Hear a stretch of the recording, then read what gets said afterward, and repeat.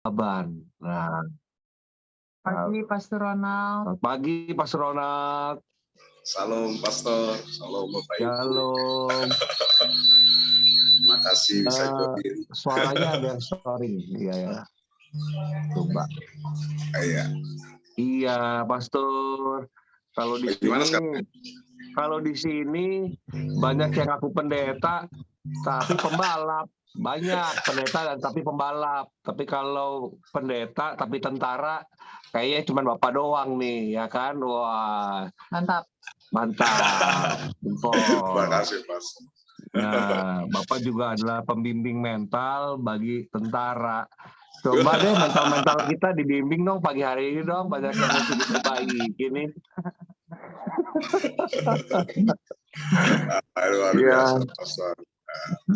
Silakan Pastor, waktu dan tempat saya persilakan buat dibimbing. Makasih. Oke, salam Bapak dan Ibu. Shalom, Pastor. Halo, Pastor. Hari ini saya bisa join bersama Bapak dan Ibu untuk bisa berbagi, share, saling menguatkan, saling belajar, saling sharing ya. Tentunya tentang Pastor, sorry, suaranya digedein dikit lagi. Suara pastornya kekecilan. Sekarang bagaimana, Pak? Bu? Ya, sip. Sip. Oke. Iya. Sebelumnya kita berdoa dulu. Mari kita berdoa. Yep. Allah Bapa di dalam kerajaan sorga, Bapa yang kami sembah di dalam Yesus Kristus. Kami bersyukur Bapa untuk penyertaan Tuhan, pemeliharaan Tuhan atas setiap kehidupan kami. Kami ada sampai saat ini Bapa, itu semua karena kasih dan Tuhan, dialah Tuhan, anugerah-Mu senantiasa melingkupi setiap mengiringi langkah kehidupan. Roh Kudus-Mu senantiasa memenuhi kami, firman-Mu menerangi hati dan pikiran kami. Jadikanlah kami menjadi pelaku-pelaku kebenaran firman Tuhan, kuatkan kami. Jadikanlah kami menjadi satu berkat bagi sesama kami dimanapun kami. Sebentar kami akan merenungkan kebenaran firman-Mu yang adalah fondasi dasar kehidupan kami. Sehingga kami boleh terbangun menjadi pribadi-pribadi yang kuat dalam menghadapi setiap tantangan yang akan kami hadapi di dalam setiap musim waktu kehidupan. Terpujilah nama-Mu ya Allah. Hanya di dalam nama Tuhan kami Yesus Kristus, selamat sekali. Amin. Amin. Baik Bapak Ibu, hari ini hari yang saya percaya penuh berkat Tuhan bagi kita semua. Terima kasih untuk waktunya bisa join bersama dengan Bapak dan Ibu. Sebelum kita merenungkan kebenaran firman Tuhan, kata orang sih, tak kenal maka tak sayang. Tapi seiring perjalanan dalam kehidupan saya, yang saya jalani, saya mau mengubah kata itu menjadi yang kenal aja tidak akan disayang, apalagi yang nggak kenal. Jadi saya akan memperkenalkan diri saya. Seperti yang Bapak Ibu lihat di slide ya. Ini foto keluarga saya bersama istri, anak, orang tua, ipar dan kemenakan ya, saya tampilkan di situ. Ya, saya Ronald Nababan, saya suami daripada Ibu Imelda yang sering join bersama Bapak dan Ibu di Zoom link ini. Anak saya satu, Samuel Krishna Nababan namanya. Di foto kelihatannya saya mempunyai banyak anak. Itu keponakan saya.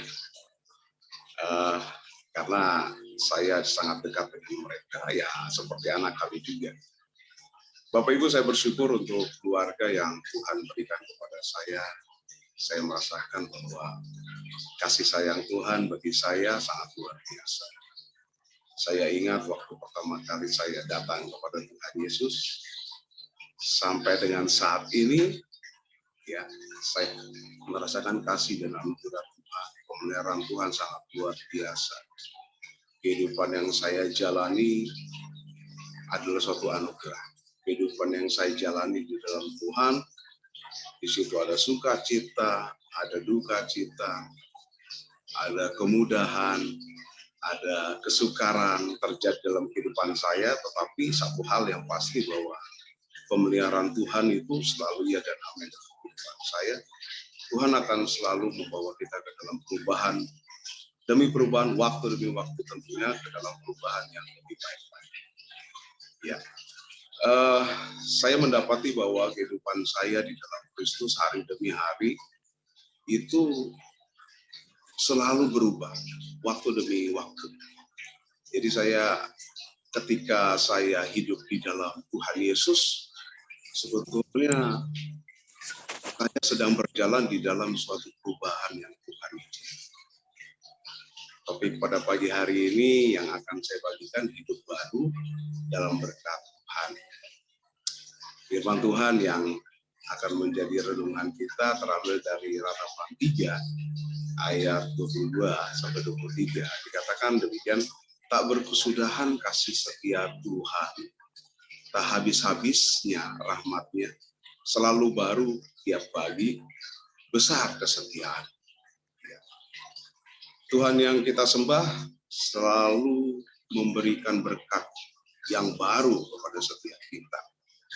Berkat-berkatnya ada yang bersifat umum, semua Tuhan memberikan berkat kepada semua orang, ciptaannya, semua orang yang ada, yang dikasihi, berkat yang seperti berkat-berkat kehidupan itu sendiri, berkat-berkat setiap musim seperti ini, ada musim panas seperti itu, berkat-berkat yang dicurahkan bagi setiap umat manusia seperti itu.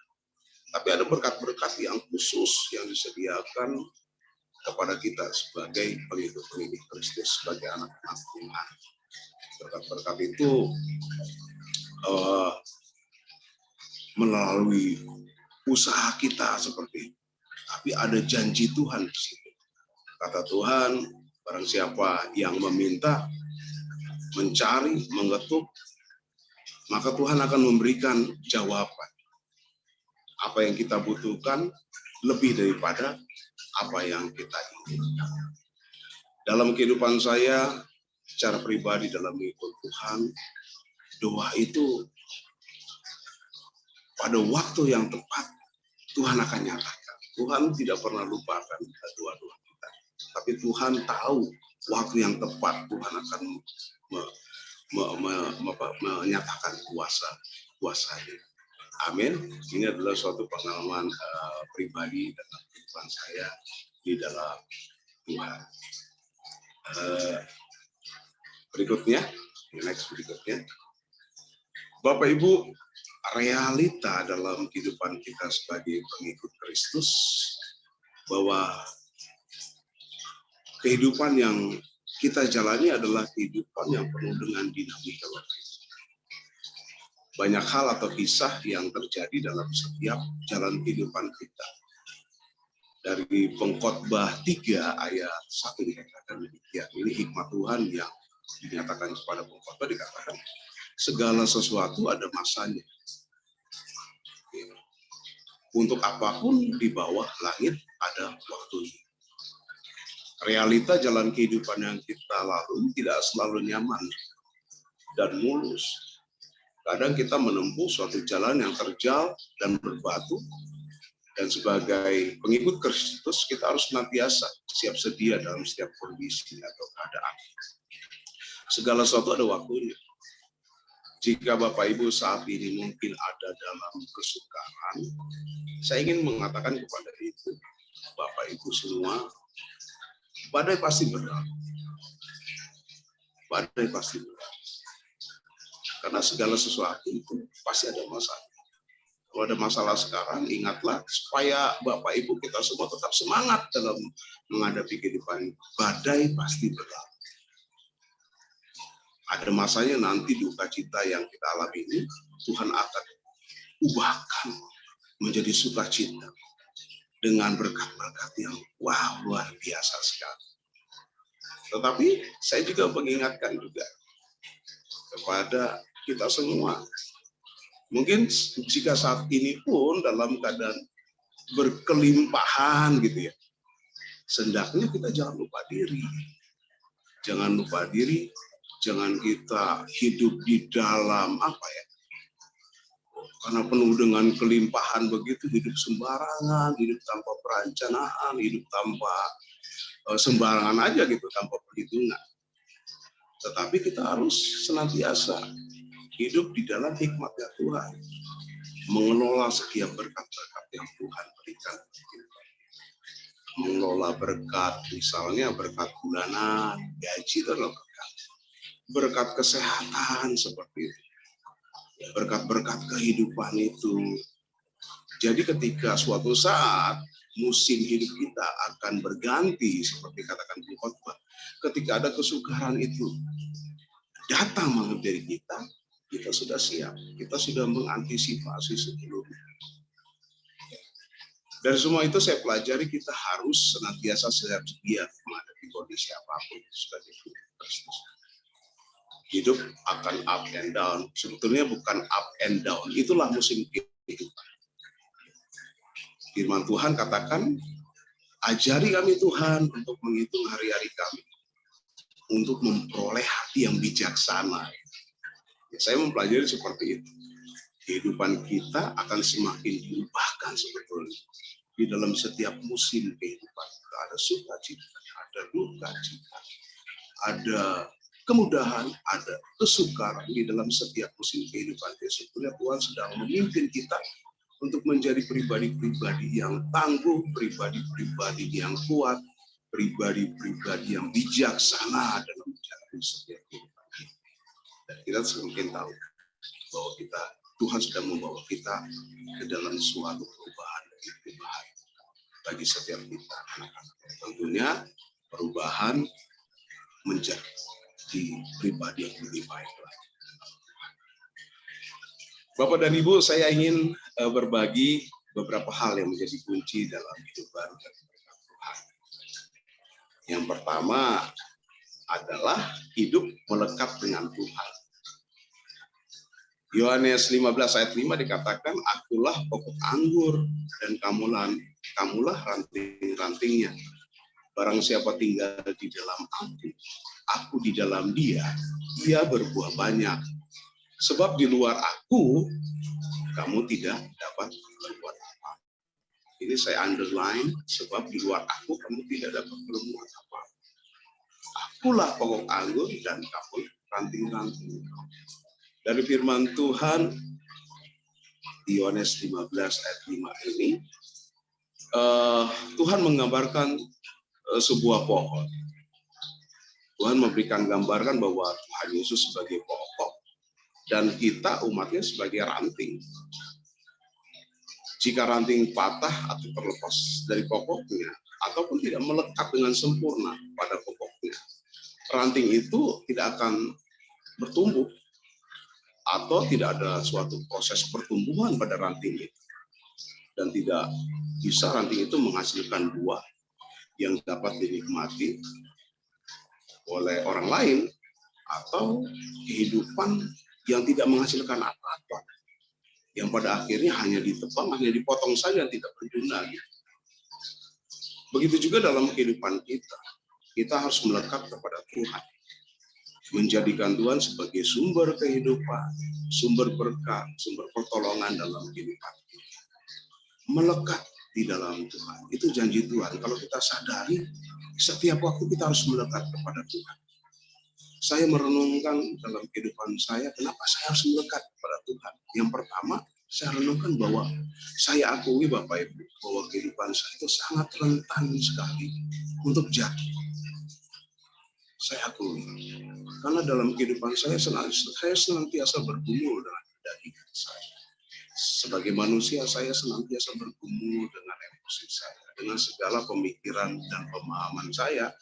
Saya senantiasa bergumul dengan keinginan mata dan keinginan daging saya seperti itu. Saya sementara bergumul di antara keinginan daging dan keinginan roh. Tetapi dalam kehidupan saya, waktu kita melekat kepada Tuhan, itu semua dapat terhandle.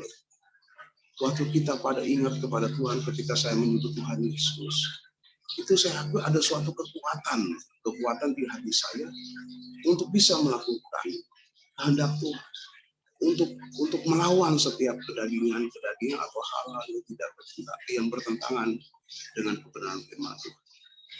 Jadi waktu kita mengingat Tuhan Yesus itu sebetulnya Tuhan itu udah memberikan kuasa kepada setiap anak-anak, menahan untuk dari segala kekuatan yang jahat, kekuatan negatif, sehingga kita dimampukan untuk menjadi pelaku-pelaku benar. Itu yang pertama. Bahwa kehidupan kita tidak bisa sempurna.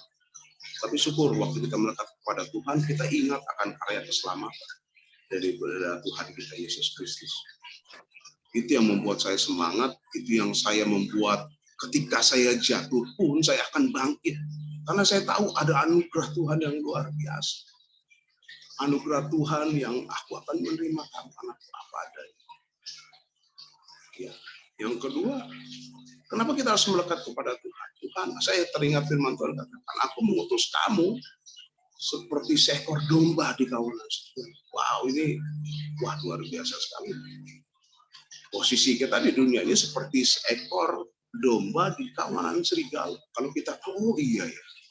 Makanya kata Tuhan, hidup kita harus melekat kepada Tuhan. Di luar aku, kamu tidak bisa berbuat apa-apa. Seekor domba seorang yang lemah, tidak tahu apa-apa. Lemah sekali. Bisa diterkam itu. Ya. Tetapi domba itu masih bisa bertahan. Karena apa? Tuhan yang selalu menyertai, Tuhan yang selalu. Jadi hidup melekat dengan Tuhan saya artikan bahwa hidup kita ada di dalam hubungan dengan Allah. Mungkin aplikasinya di dalam setiap doa-doa kita, di dalam sikap hati penyembahan kepada Tuhan kita Yesus Kristus. Ya, saya mengaplikasikan dalam kehidupan saya kadang-kadang, bukan kadang-kadang ya, seringlah, atau hampir setiap hari. Ketika saya ada di dalam mobil, ya, hati saya senantiasa ingat kepada Tuhan. Minimal saya bersyukur kepada Tuhan. Tuhan terima kasih. Terima kasih Tuhan. Ketika saya ada masalah pun, dan saya tidak bisa berbuat apa-apa gitu. Saya kadang-kadang saya menyebut nama Tuhan, Tuhan Engkaulah Allah, Engkaulah Juru Selamat, Engkaulah Allah yang berdoa. Jadi itu sih yang bisa saya bagikan, bagaimana hidup melekat dengan Tuhan. Di luar Kristus kita tidak bisa berbuat. Haleluya. Yang kedua, Bapak Ibu. Yang kedua di sini supaya kita hidup baru, hidup yang senantiasa diperbarui dalam Tuhan. Tentunya hidup yang akan semakin diberkati Tuhan adalah hidup yang dibangun oleh kebenaran firman Tuhan. Matius 7 ayat 24 dikatakan demikian. Ini ayat yang tidak asing lagi. Setiap orang yang mendengar perkataanku ini dan melakukannya, ia sama dengan orang yang bijaksana yang mendirikan rumahnya di atas batu. Sadar nggak sadar loh Bapak Ibu, kehidupan yang sedang kita jalani identik dengan seseorang yang sedang membangun sebuah rumah yang didirikan di atas fondasi apa, jenis apa. Seperti yang kita ketahui, sebuah fondasi sangatlah menentukan kekuatan sebuah rumah. Begitu juga dengan kehidupan kita sebagai pengikut Kristus. Dengan dasar apa kita membangun diri dan keluarga kita sangatlah menentukan. Karena kita harus sadar bahwa kehidupan yang kita jalani adalah kehidupan yang akan menghadapi tantangan, permasalahan pasti ada. Dinamikanya begitu banyak. Ya. Tuhan mengatakan ada dua macam dasar. Kita ingat dasar yang dibangun di atas kebenaran firman Tuhan. Ya. Gambarannya suatu bangunan yang dibangun di atas batu karang yang teguh itu. Dan kehidupan atau rumah yang dibangun di atas fondasi pasir-pasir biasa. Ketika ada musibah, ketika ada bencana, bangunan mana yang tetap berdiri adalah bangunan yang dibangun di atas fondasi dasar yang teguh itu. memberikan gambaran kehidupan yang dibangun di atas kebenaran firman Tuhan, atau kehidupan yang dibangun di atas banyak hikmat-hikmat dunia. Banyak sekali sih prinsip-prinsip dunia, hikmat dunia yang kelihatannya excellent banget, hebat banget, ya. Tetapi saya mengamati ya, apa yang ditawarkan dunia mungkin dapat memberikan solusi, tapi saya lihat itu bahwa semua yang ditawarkan dunia, prinsip-prinsip dunia, hikmat dunia yang kelihatan hebat dan excellent itu, dia tidak akan bertahan lama. Mungkin hanya secara periodikal aja, ya. Hanya waktu-waktu tertentu saja. Dan lambat laun akan hancur juga. Bahkan akan membawa kita kepada suatu permasalahan dan masuk ke dalam suatu kondisi ketidakpastian. Ya. Tetapi kalau kita sebagai pengikut Kristus,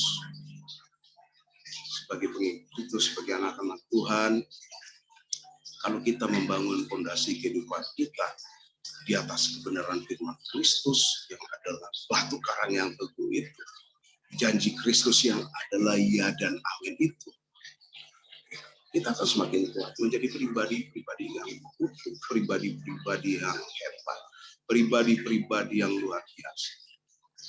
Sukacita dan dukacita, kemudahan dan kesusahan silih berganti. Tetapi siapa yang akan bertahan adalah siapa yang berdiri di atas kebenaran firman. Sukacita dan dukacita akan silih berganti, tapi kasih dan anugerah Tuhan selalu abadi. Haleluya. Next, Bapak Ibu, hal yang ketiga yang ingin saya bagikan kepada Bapak Ibu hidup baru di dalam berkat Tuhan, kita harus bersukacitalah.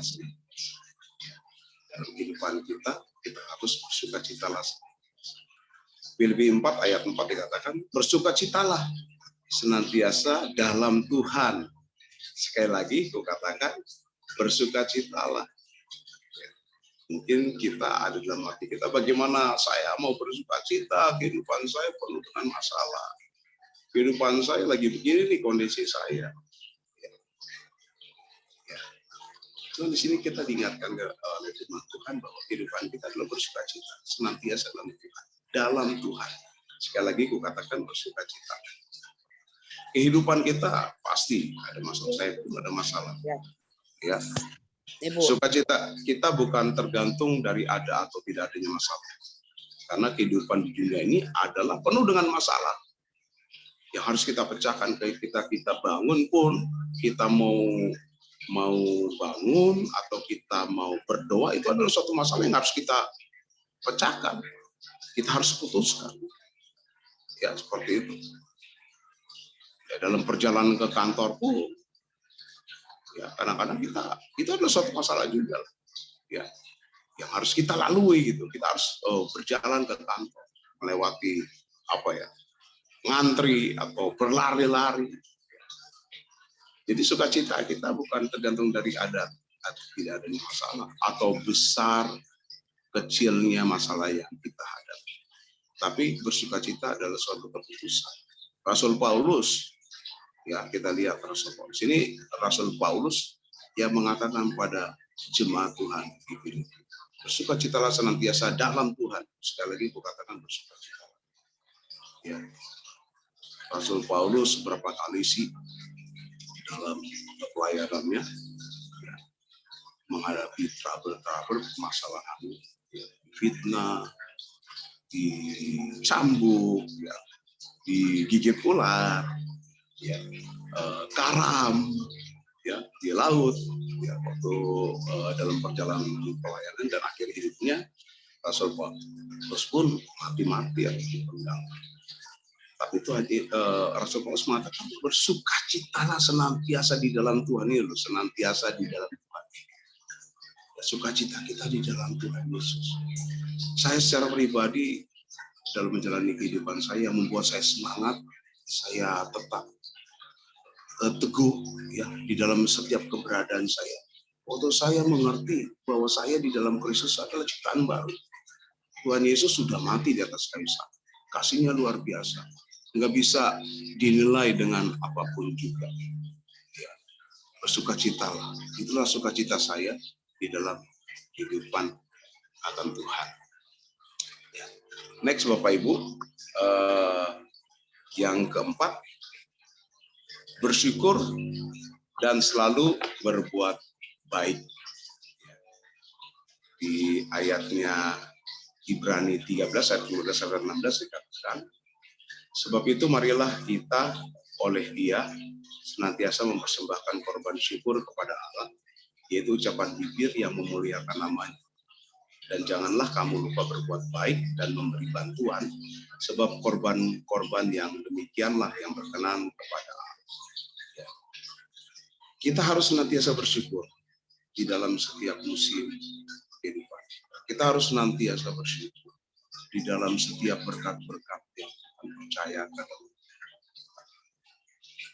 Tuhan tahu apa yang kita butuhkan lebih daripada apa yang kita. Tuhan tahu apa yang terbaik dalam setiap kita. Waktu kita bersyukur, hati kita senantiasa bersyukur dalam setiap keadaan untuk setiap hal yang kita punya. Keluarga, pekerjaan, pelayanan, apapun yang Tuhan percayakan kepada kita. Ketika kita mempunyai hati yang selalu bersyukur, kita akan menjaga setiap berkat Tuhan. Kita akan, ketika kita bersyukur dengan pekerjaan, kita akan menjaga pekerjaan yang Tuhan berikan. Bahkan kita akan berbuat yang lebih baik lagi dalam setiap kita. Menjadi pekerja, menjadi karyawan. Sehingga kita akan menjadi orang-orang yang luar biasa di dalam pekerjaan ini. Ketika kita bersyukur di dalam setiap berkat-berkat Tuhan yang Tuhan percayakan kepada kita, Tuhan akan merubah itu semua menjadi berkat. Bahkan berkatnya bukan buat kita aja, tapi menjadi berkat menjadi orang-orang lain. Saya ingat waktu Tuhan Yesus berdoa untuk beberapa ikan dan beberapa roti. Ketika dia bersyukur kepada Tuhan, semua berkat-berkat itu menjadi berlipat kali ganda. Jadi ada kekuatan, ada kuasa di dalam hati yang selalu bersyukur dan selalu berbuat. Next, Bapak Ibu, yang kelima dan ini yang terakhir ya yang bisa saya bagikan, yaitu hiduplah di dalam ketaatan, kesetiaan dan kedisiplinan. Kolose 3 ayat 22 dikatakan, hai hamba-hamba, taatilah Tuhanmu yang di dunia ini dalam segala hal. Jangan hanya di hadapan mereka saja untuk menyenangkan mereka, melainkan dengan tulus hati karena takut akan Tuhan. Saya memaknai firman Tuhan ini adalah mengenai ketaatan, kedisiplinan, dan kesetiaan. Ketaatan dan kesetiaan, kedisiplinan adalah ciri khas setiap orang yang percaya. Sebab inilah nilai yang diajarkan oleh Tuhan Yesus sebagai pengikut Kristus. The value of life, nilai-nilai kehidupan pengikut Kristus ini adalah kehidupan yang penuh dengan ketaatan, kesetiaan, dan kedisiplinan. Ketaatan dan kesetiaan dan kedisiplinan ini adalah ciri khas setiap orang yang percaya, yang bertumbuh. Kita bisa lihat banyak orang pintar, banyak orang yang punya skill, banyak orang yang terdidik dengan pendidikan yang luar biasa. Tapi kita bisa melihat ketika dia hidup dalam ketidaktaatan, ketidaksetiaan, dan ketidakdisiplinan, semuanya nothing, nggak berguna. Gitu. Tapi kalau kita compare dengan kehidupan orang yang biasa-biasa, sebetulnya bukan biasa-biasa aja, tetapi waktu dia menjadikan ketaatan, kesetiaan dan kedisiplinan itu menjadi gaya hidupnya dia, nilai kehidupannya dia. Saya lihat orang-orang itu akan semakin naik, semakin luar biasa. Makanya kadang-kadang kita terkaget-kaget, wah ada orang yang hebat begitu, kok bisa begini ya kehidupannya, bisa hancur ya. Karena dia, saya mempelajari bahwa tidak ada ketaatan, kedisiplinan di sini, taat kepada Tuhan, taat Itu paling utama. Waktu kita taat kepada Tuhan, kita juga akan taat pada setiap aturan. Waktu kita setia kepada Tuhan, kita akan setia kepada setiap orang-orang yang Tuhan percayakan kepada setiap. Waktu kita disiplin dalam segala, disiplin dalam kerja, disiplin dalam beraktivitas, disiplin dalam istirahat, disiplin dalam makan, itu akan membuat hal kita yang luar biasa. Jadi Tuhan Yesus mengajarkan kita sebagai pengikut Kristus untuk menjadi pribadi yang punya ketaatan, kesetiaan, dan kedisiplinan. Ya. Oke Bapak Ibu, jadi saya ingin mengulangi sekali lagi bahwa mari kita sama-sama hidup di dalam hidup baru, di dalam berkat-berkat Tuhan. Ya. Saya ingin mengulangi lagi bahwa yang pertama, hidup baru dalam berkat Tuhan. Yang pertama, hiduplah melekat Tuhan. Yang kedua, hiduplah dibangun oleh kebenaran firman Tuhan itu sendiri. Yang ketiga, bersukacitalah, hidup kita bersukacita di dalam Tuhan. Sukacita adalah suatu keputusan dalam kehidupan kita. Sukacita kita harus. Yang keempat, hiduplah bersyukur dan selalu berbuat yang baik. Kelima, hidup dalam ketaatan, kedisiplinan, dan kesetiaan menjadi nilai dalam kehidupan kita. Saya ingin mengajak Bapak Ibu, mari kita sama-sama belajar, kita sama-sama menata kehidupan kita lebih baik dari sebelumnya. Kita masih belajar dari semua. Tetapi waktu kita mau merubah, mau berjalan bersama Tuhan, saya percaya Tuhan akan mengubahkan kita akan flashback. Waktu kita flashback ke belakang, kita akan melihat, wah dahsyat sekali. Sungguh luar biasa kasih dan Tuhan. Bapak Ibu, terima kasih. Saya percaya apa yang saya lakukan ini akan menjadi kekuatan, ya, akan menjadi motivasi di dalam setiap kehidupan kita. Kehidupan yang akan semakin diubahkan, kehidupan yang semakin baik dalam setiap kehidupan. Karena itulah rencana Tuhan, akan senantiasa. Haleluya. Mari kita berdoa yuk. Kita berdoa dulu. Tuhan Yesus, terima kasih hamba telah menyatakan inisiatif-Mu ya Tuhan di setiap kami, bahwa perjalanan hidup kami dilalui Engkau adalah kehidupan yang membuat kami semakin berubah di dalam pikiran kami, di dalam hati kami.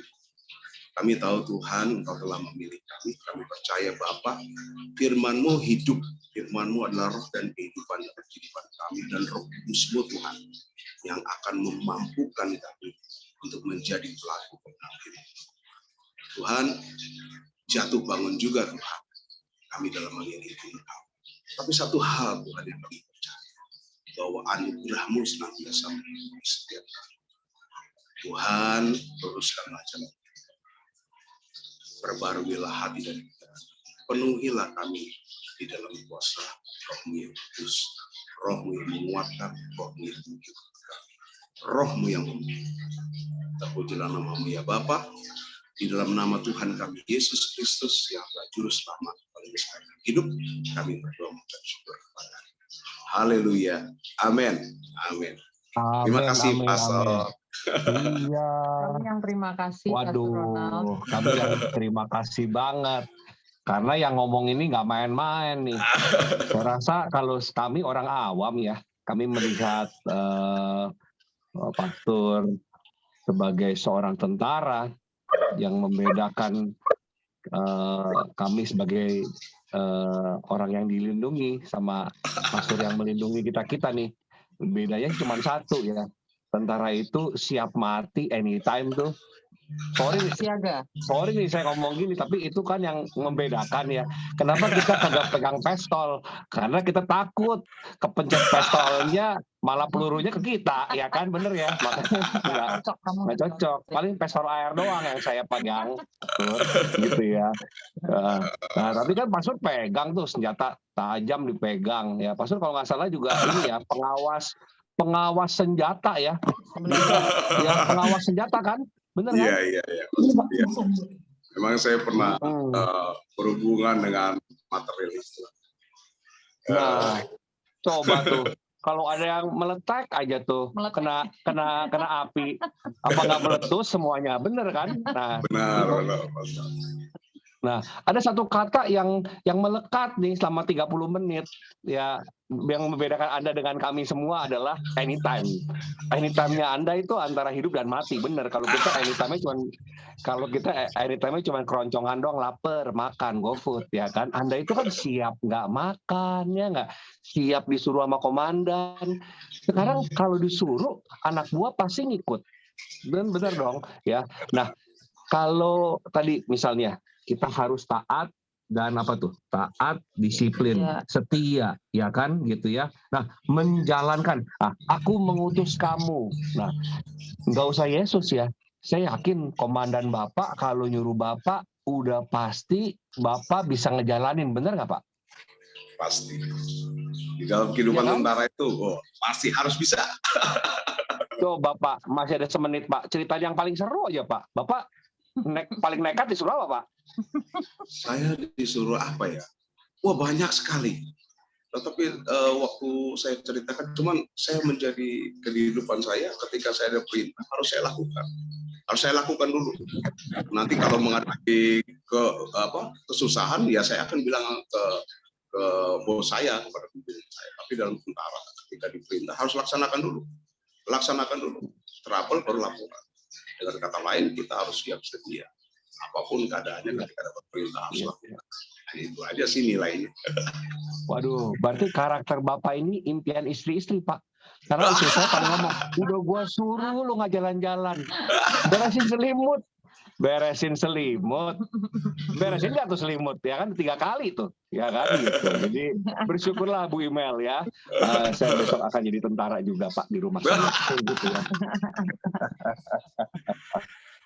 Oke Pak, kalau gitu terima kasih Bapak sudah memberikan kami pencerahan. Biasa, paket komplit. Cuma kan ceritanya belum banyak. Nah, dicicil nih Pak ya, berikutnya Pak ya, ceritain kami ya Pak, kalau ngalamin perang tuh bagaimana ya Pak ya. Oke. Tolong ngajarin Pak. Kalau kita perangnya cuma awal bulan, akhir bulan, meriang tuh Pak. Tengah-tengahnya juga kadang-kadang udah meriang tuh Pak. Nah, kalau tentara gimana tuh? Ya kan gitu. Iya Pastor. Terima kasih Pastor, Bapak Ibu. Kami terima kasih Pastor Ronald itu pakai baju tentara apa hari biasa kok pakainya baju hijau ya? Wah, ini terus terang aja tadi saya pakai kaos. Ini istri ada koreksi lagi, ganti baju pakai yang ini. Langsung ngomong ganti baju langsung ganti. Ada komandan di atas segala komandan. Siap Bang. Siap kalau gitu. Oke. Siap. Kita pengurapan ya. Pastor. Sama-sama Pastor. Yuk kita pengurapan yuk. Biar kita nggak lupa ya. Kita matraikan firman Tuhan yang kita dengar hari ini.